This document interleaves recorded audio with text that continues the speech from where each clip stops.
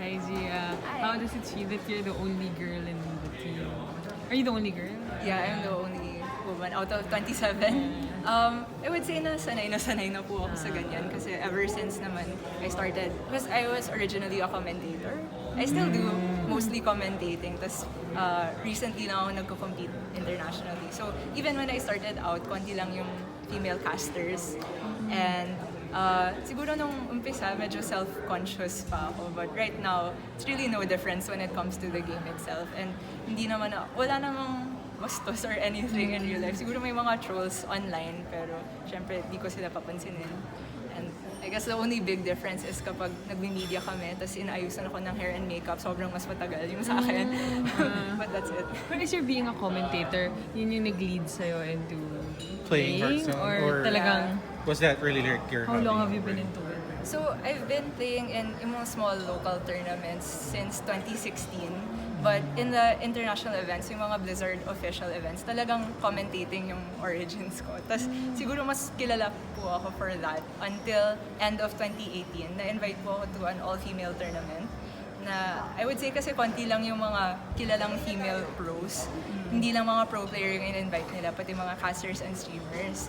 And then I ended up winning that whole event. So I continued competing.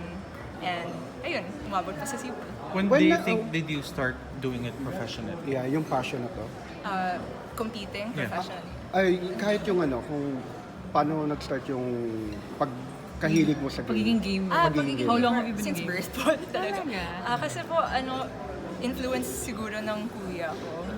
Kasi, ayun, dalawa lang po kami magkapatid. Tapos, ewan ko, never po akong nahilig sa mga dolls. Parang ganyan. Game Boy po yung nilalaro ko po ng bata. Tapos parang sinusundan ko lang po yung mga trip ng kuya ko. Do you remember what the first game was that you played? Probably Pokemon. Okay.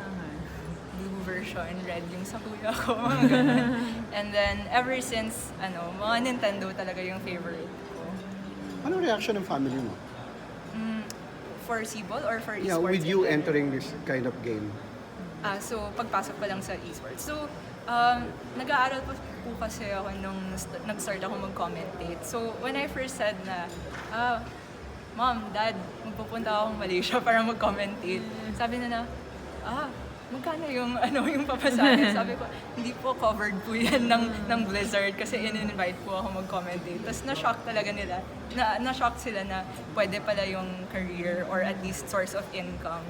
So, nung first, supportive sila. Actually, the whole way supportive sila. Especially since sakto Christmas break yun, so wala akong skinip sa school at the beginning. And then, later on, medyo nag-conflict na. Tapos, nahirapan na po ako mag-balance ng both. Pero, di naman po sila nagalit. I think malaki po yung tiwala sa akin ng parents ko, so I really appreciate that. Basta sabi nila, as long as you finish your studies, we'll support what you want to do. Do you see this as a full-time career? Yes, I'm currently full-time Hearthstone. Are you done with school? Or? Yes. Okay. What was your course? Molecular biology po yung course ko. UP? Apo. But are you going to apply it? I don't Is that think like it your has pre-med? any help in esports.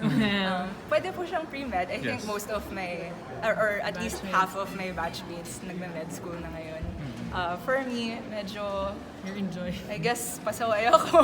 I strayed from the path, but it's alright. How much time are you spending sa games alone? Sa Hearthstone, well, because of the training schedule, 6 to 7 hours a day, honestly. And ilang Except games weekends yun? siguro. Is it One game? a lot? Many. I think a game of Hearthstone on average lasts maybe 15 minutes. Pero yung sa Hearthstone kasi kailangan pa ulit-ulit talaga yun kasi may element of chance. Siyempre card game kasi siya. So, in order to see what's your win rate really, you need a bigger sample size. Baka yun na po yung application ng science, yung statistics, ganun po. Wait, when you play internationally, are there a lot of female players? I'll give an example po. I just came back from a tournament in Romania where there was around 300 players and I think there were maybe just 10 or less women. So it's really few in comparison, but growing. But do you think you've been underestimated because of your gender? I don't think so, no. At least not by people I meet in person. The Hearthstone community in real life, everybody is very respectful. And the pro players in general are very nice people. If ever na ma-discriminate ako, it's usually coming from yung mga trolls, yung mga online lang. So, hindi kita yung mukha nila. Tapos under a username lang. So kapag anonymous, syempre, na embolden sila na maging bastos, ganun. But in real life, I think that the community is very welcoming. How do you handle that? The bashing, the trolling? Siguro hindi lang papansinin po. I mean, it's hard to say that, of course, because when I started out as a caster, diba, like, I would be on camera even more often than a pro player. Tapos, yung bosses ko the whole time, naririnig niyo po yun kapag sa stream. So there would be people, at first kasi I really started as a nobody and I got a stroke of luck to get my first big gig. And nung time na yun, syempre kasi wala pang nakakilala sa akin, ina-assume ng mga tao na, she's just there as the token woman, or ano ba talagang alam nito sa game. But over time, as I kept working harder and improving, I think that the community feedback was good, and the fact that Blizzard kept hiring me for commentating means that they like my work. So eventually, ayun, magiging tahimik na rin yung mga haters kung ganun. How do you compare e-games sa Philippines abroad? Ganito rin ba sila ka-passionate? I can only speak for Hearthstone po. And honestly, Hearthstone is not so popular sa Philippines. Mas sikat siya sa, let's say, Europe, China, US. But the Philippine community that we have here for Hearthstone is small but passionate, I would say. Na may isang program kasi yung Blizzard called Fireside Gatherings na kahit sino pwede mag-organize basta may internet connection and a place. So marami pang mga local fireside organizers na they really do it for the community. Tapos may prizing sila, and then that type of gathering, I think, yun po yung origins ko, and I really like that we have that community feel. Question lang yung Hearthstone. How did you discover it? And may other e-games ka rin ba na parang you were hooked?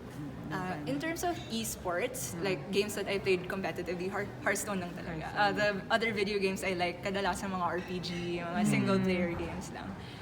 And how I got started in Hearthstone is, kasi nung kaka-graduate ko lang ng high school, doon kasi nag-ACAD calendar shift. So, kami yung batch na 6 months yung summer break. Wow. So, sobrang wala akong magawa nun. Tapos, in-introduce lang yung Hearthstone ng friend ko from high school. Sabi niya, Gia, do you wanna try this new game? Kasi kakalabas lang.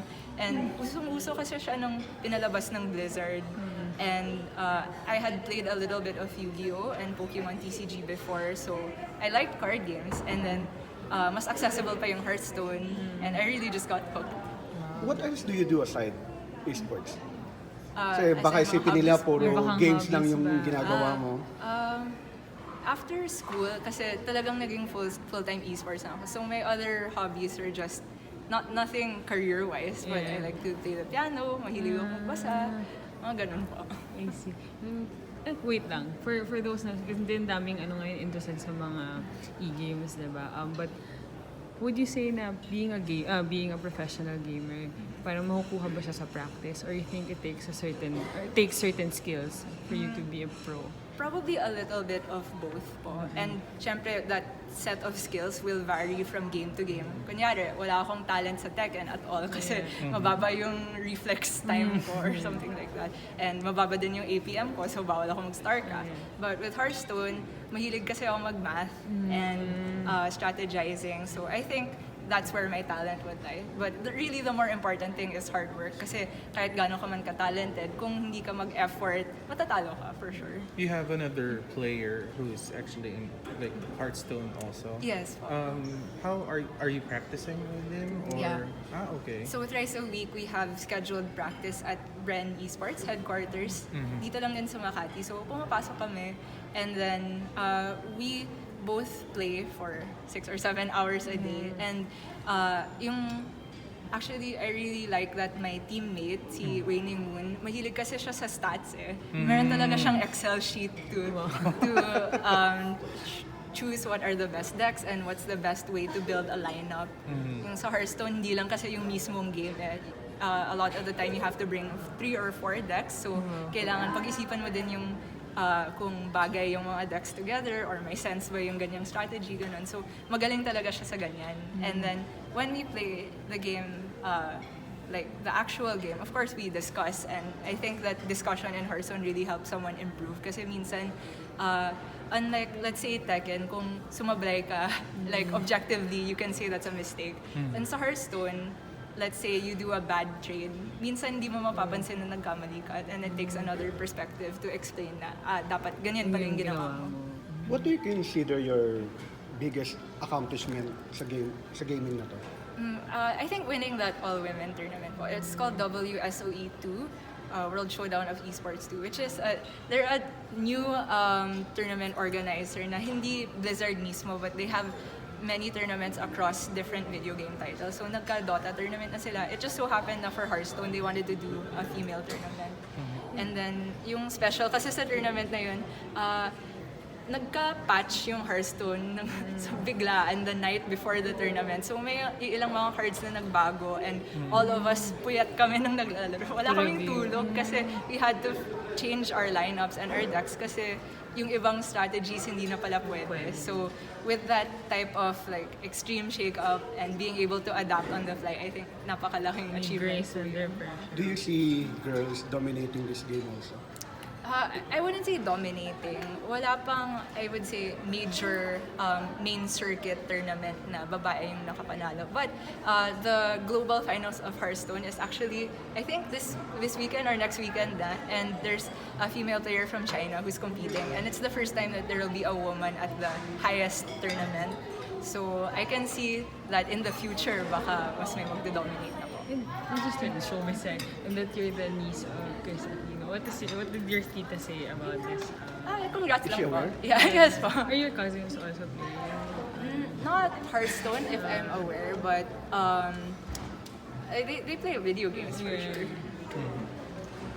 Any upcoming projects aside sa games na ginagawa mo? Commentating Other work tournaments din ba? po. There's actually something called the Hearthstone Global Games na per country may 2 representatives. So maglalaro po ako doon with Staz. That's going to be November to December din po. Okay. Would Thank you you. mind to invite everyone to, of course, support you in the Sibol. upcoming Southeast Asian Games? Ayun po. So, thank you everybody who has been supporting Sibol. Sana manood po kayo ng SEA Games. I think it's December 5 to 10 for esports. I think pwedeng manood din live sa Phil Oil Flying V. And kahit sa online lang kayo manood, kahit mag-spam lang kayo ng Philippine flag sa channel. Ayun, Support. malaking support na po yun. And thank you very much.